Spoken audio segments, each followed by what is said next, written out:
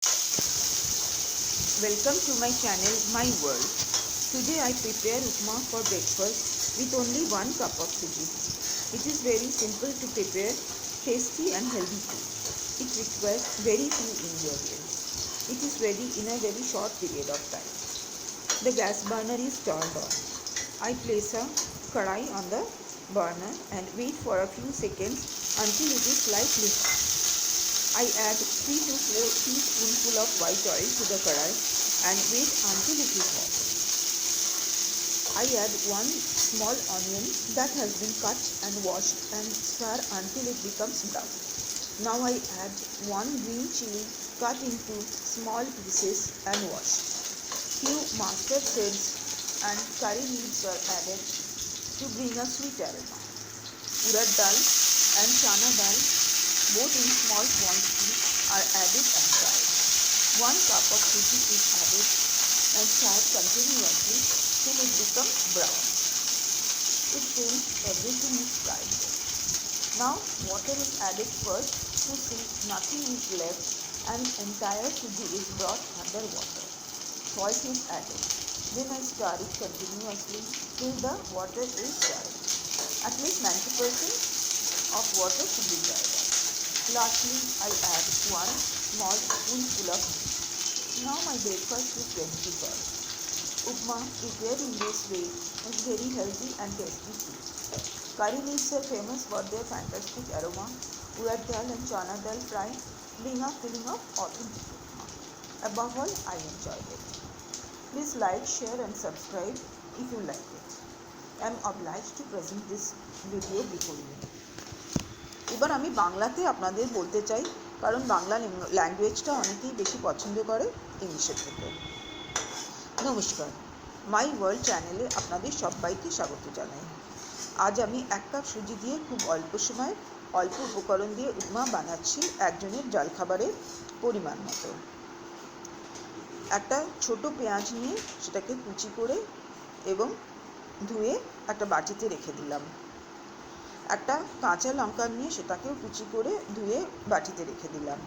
কয়েকটা কারি পাতা নিলাম, সেটাকেও ধুয়ে রেখে দিলাম।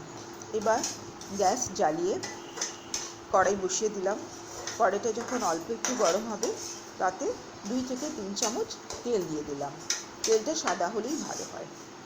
এবার তেলটা যখন গরম হয়ে যাবে তখন অল্প অল্প ধোঁয়া আসতে থাকবে। তখন বুঝবো যে তেলটাতে এবার আমি উপকরণ মেশানোর সময় এসে গেছে। পেঁয়াজ কুচিগুলো যেগুলো কেটে রেখে দিয়েছিলাম সেগুলো দিয়ে অল্প করে নাড়তে থাকলাম।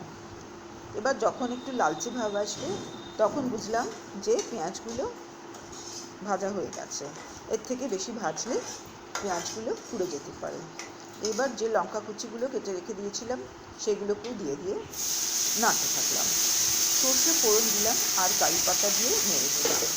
কয়েকটা বিউলির ডালের দানা আর ছোলার ডালের দানা কড়াইতে ছেড়ে ভেজে নিলাম। কারি পাতাগুলো অবশ্যই দিতে হবে, কারণ এটা একটা খুব সুন্দর অ্যারোমা আনে।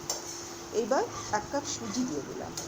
পরিমাণ মতো জল দিয়ে নাড়তে থাকলাম।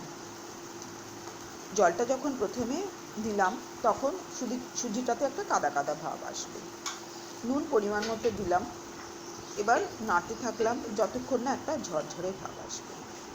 যখন ঝরঝরে ভাব এলো তখন ওপর থেকে অল্প একটু ঘি দিয়ে দিলাম।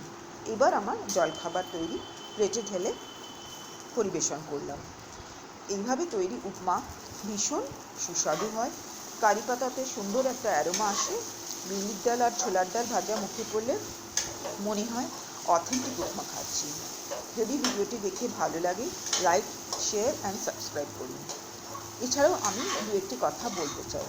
আমি আমার এই চ্যানেলটি প্রথম শুরু করেছি, বেশ কয়েকটি শর্টস আপলোড করেছি এবং আপনাদের থেকে ভালোই রেসপন্স পেয়েছি।